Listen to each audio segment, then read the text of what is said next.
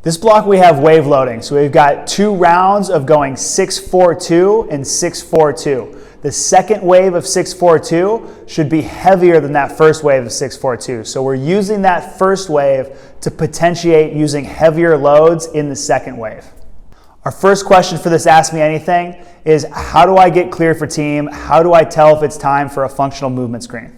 I think the easiest way to tell if it's time for a functional movement screen is if a coach is telling you, hey, you're looking really good in strength class, movement quality is there, we're pushing really heavy weights, have you thought about going to team or getting a functional movement screen? I think that's the easiest way to tell. But if we're getting antsy about moving from strength into team, then there's a couple of things we want to look at. Number one, making sure that we're consistently using our valid products such as ForceDeck and NordBoard to look at asymmetry. So if one of the reasons that you weren't originally cleared for team was because you had asymmetries on ForceDeck or on NordBoard, then we want to get those things weekly. And once those things are consistently becoming symmetrical, then that would be a good time to sign up for a functional movement screen.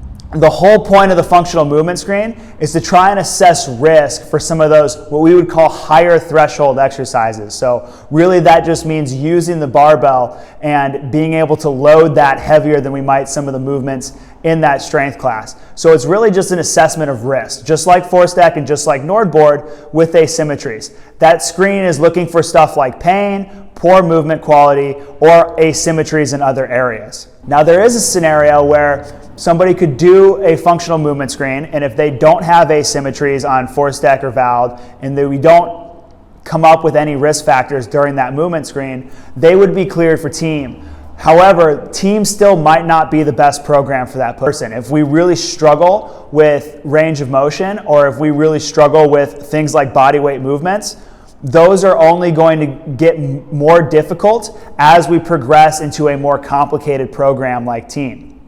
So you need to listen to your coaches, and that coach will be honest with you when you take your functional movement screen of, hey, from what I'm seeing here, you're not at risk of getting hurt for team, but it might not be the best program for you. And I think that's what separates Allegiate from a lot of other gyms out there, is that we're not going to just tell you yes because that's easier on us and that makes you happy, because we know that down the road that could lead to you either burning out because things are just too difficult, or getting hurt because things are not the appropriate movements for where you're at right now in your fitness journey. So it's important to take whatever that coach is telling you during that movement screen, whether they're saying, hey, you have asymmetries right now, it's not safe for you to go to team, or the movement quality is not there, we have severe restrictions in range of motion. Or maybe just, hey, I'm not seeing anything negative in this screen, but I've worked with you for a long time now. You've been a member at Allegiate, coming to strength class for a year, and you're just not quite there yet. Keep coming to strength 3 times a week. If we're looking to build in other classes such as stretch, hypertrophy, or conditioning, try to get those in 1 time a week as well. Bide your time. We're in no rush. It's like Groundhog's Day. We're training just to look good, feel good, play good. So there's no rush to get into that team class. Listen to your coaches. They have your best interests in mind. We could take the same perspective here on looking at different variations of our strength or team program, such as strength modified or team modified. So with that team modified program, we're going to have anybody who's ever had a back injury with us is just forever on team modified. So they are going to, every time we back squat in that class, we're going to front squat the team modified group. Anytime we barbell deadlift from the floor, we're going to block deadlift with that team modified group. It would be way easier for the coaches and way easier for us to just let everybody do the movements that they want to do and the movements that they're comfortable with, even if that's not in their best interest. But as coaches at Allegiate, we feel like that we have a duty to make people do the things that they might not necessarily want to do if that keeps them coming back in 3 times a week, 50 weeks out of the year, training consistently year to year, and leads to them reaching their fitness goals, being able to keep up with their kids later in life, and leading a healthier, longer, higher quality life later on. So listen to your coaches. They have your best interests in mind, even if it's not what you want to hear. Any other gym you go train at the Los Angeles area will eventually give in and give you what you want, even if it's not in your best interest. We have your best interests in mind, and we'll take the hard road to get there. My second question is, I know a protein shake post-workout is important, but do you think a pre-workout protein shake is also important? So this question really focuses on both pre and post-workout protein intake. My answer to this is that your protein intake and your timing of protein intake is way less important than maybe your carbohydrate or your fat timing intake. So from a protein standpoint, we're just going to take your body weight or the body weight that you want and try to consume that in grams of protein per day. So if I weigh 200 pounds and I want to stay at that weight, my goal is to get 200 grams of protein per day. Now, we're probably looking at no more than 40 to 50 grams of protein per serving. So if I'm thinking 200 grams of protein over the course of a day, I should probably look at splitting that up into 4 or 5 different meals. But as far as timing goes, it doesn't really matter about centering that around your workout. That's kind of old bro science of that post-workout window. So really just even meal spacing, 4 or 5 meals a day, whatever works best for you, that's where we want to slot our protein in. Now, really the macro that we want to talk about either pre or post workout is going to be carbohydrates. I believe I've talked about this a little bit more in some of the other Ask Me Anythings, but that's what we want to center around our workouts. If our goal is to lose weight or improve body composition, we're going to focus on having carbs around workouts, and that's probably going to be the only meal that we really get any carbohydrate in, and we want that to be a lower glycemic carb, something that's a little bit slower releasing. We're thinking maybe some fruits and vegetables, things like that. If our goal is to gain weight, we're going to have carbs more evenly distributed throughout our meals during the day, and we can focus on eating something that's going to be a little bit more fast releasing, fast digesting, higher glycemic index foods post-workout. Now, where protein does come into play here is that whey protein causes a higher insulin release than something like a plant protein. So if you're buying your protein here at Allegiant and you've got the option of going with a momentous whey or a momentous plant, that's really going to depend on your goals, along with how well you tolerate whey protein in general and if that causes you some GI issues. But for the most part, whey protein if we're looking to gain weight, add muscle mass, plant protein if we're looking to lose weight or improve our body composition. If this kind of answered your question, but you have way more questions based off of that and you still feel confused about what you want to do, you should buy Blueprint. During our German body composition block, some of us were able to achieve lower body fat percentages. How does this block, wave loading, compare? And assuming other factors such as sleep, water intake, vegetable intake, stress, stuff like that stays the same, is it possible to achieve similar losses in body fat? So the thing about that German body composition training is that it's really high in volume, it's really fast paced, we're doing a lot of work in short time, it's a dense workout.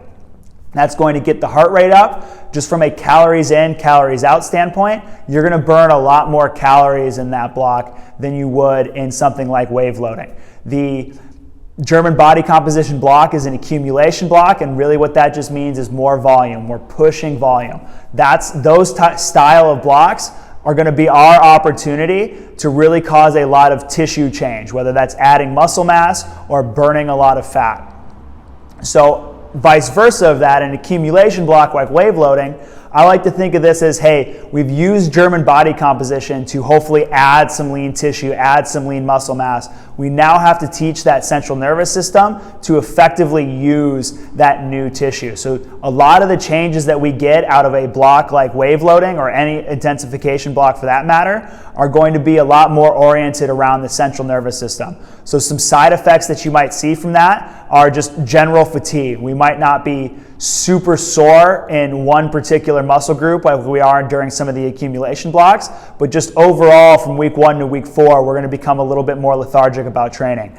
I'm sure Andre has a great Nutrition Friday on why using supplements like Alpha GPC and Brain Drive are great for intensification blocks, leading into this reason of keeping us motivated to train through those 4 weeks where the weights are heavier and the volume's lower. We're just not going to cause the same amount of tissue change going 6 reps, 4 reps, 2 reps, 6 reps, 4 reps, 2 reps, as we would with something like German body composition. So to get back to the general question, we're probably not going to see quite as dramatic body composition changes in a block like this one. However, at the end of the day, as long as we're training and our goal is to maintain muscle mass with training, we can still drive some body composition changes simply by altering our caloric intake, right? So we're going to keep protein the same, and then we're going to play around with our carbohydrates and our fats. But at the end of the day, if we're eating less calories than we're burning, we're going to lose weight. And if we're strength training, if we're coming in 3 to 4 times a week consistently over that 4-week period, then what we lose will be fat and we'll maintain that muscle mass. Again, my next question is about somebody's cat who just ran outside and they had to chase them 3 feet to go get them, and this person wants to know if they lost all of their gains. A 3-foot sprint or a 3-foot sprint in this situation really plays into this intensification block really well, right? Short, quick bursts of energy. It's like sprint training. This is just acceleration training.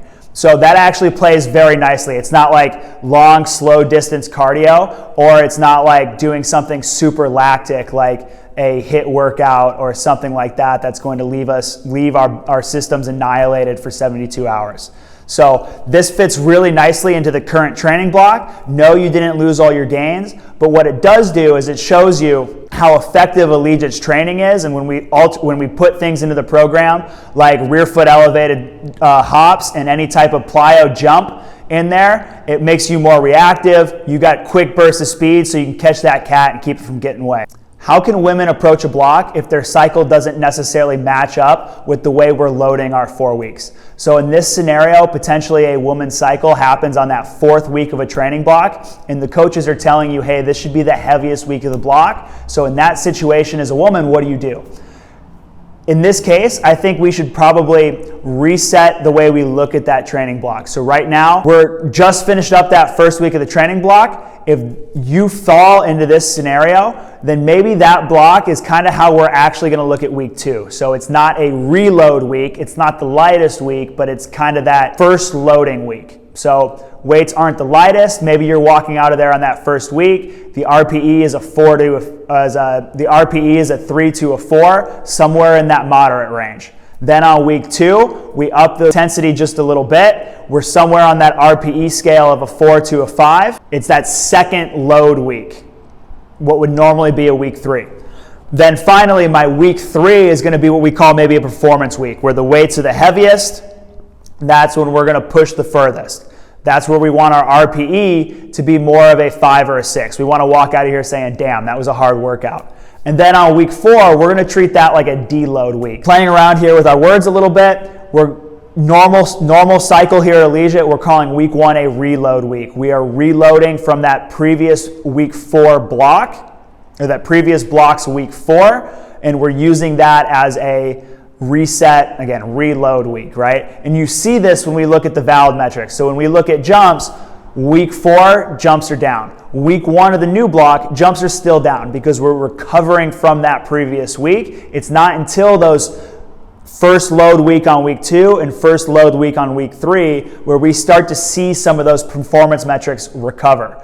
For this person, in this case, that week 1 becomes their week 2. It's a load week. Week 2 is the normal week 3. It's still a load week. Week 1, we want to be a 3 or a 4 on the RPE scale. Week 2, we want to be a 4 or a 5. And then week 3 is that performance week where we're walking out of there saying, hey, that was a 5 or a 6. This was a hard workout. And then it's a deload week on week 4. The movements are the same, but we're going to drop the intensity down. Again, you're dealing with some things that are just frankly outside of your control. It's really not that different than somebody who has a very stressful day at work, a stressful week at work, has outside life events that are causing them a lot of stress, causing them to lose sleep, causing quality of life to go down, right? And we would tell that person the exact same thing. Hey, take it a little bit lighter this week. The difference is that you have some knowledge of when that's going to occur, when your cycle is happening. So we can use that to our advantage and plan that out as our deload week. And then that following block, first week, you're back up hoping to land somewhere of an RPE of 3 to 4 at the end of that first workout. One housekeeping announcement, Allegiant at all 3 locations is going to be closed Sunday, April 9th. Thanks everybody for submitting your questions. We'll see you next block for our Ask Me Anything. Make sure we're practicing our habits, drinking our water, getting our sleep, getting our vegetables, all of that good stuff.